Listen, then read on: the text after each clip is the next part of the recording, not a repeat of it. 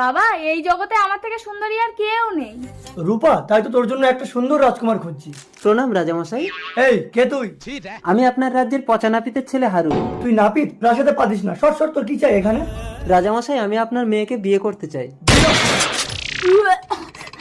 বাবা, ওকে গর্দান দাও। ইস, কি জঘন্য দেখতে ওই নাবিত্রাকে। রাজামশাই, আমার রূপ না থাকলেও গুণ আছে। কি গুণ আছে তোর? তুই বলতে পারবি আমার মৃত্যু কবে? মহারাজ, আজই আপনার মৃত্যু হবে। তাই? তা কিভাবে মরবো আমি? আজ রাতে আপনার বিশ্বস্ত মন্ত্রী তরোয়াল দিয়ে আপনার গলা কাটবে। ঠিক আছে, আজ রাতে তোকে বেঁধে রাখবো। যদি তোর কথা মিথ্যা হয়, তোর গর্দান নেব। ঠিক আছে, আর যদি সত্যি হয় তাহলে কিন্তু আমি রাজকুমারীকে বিয়ে করব। অবিকল মানুষের মতো হয়েছে, এবার চলে আয় রূপা।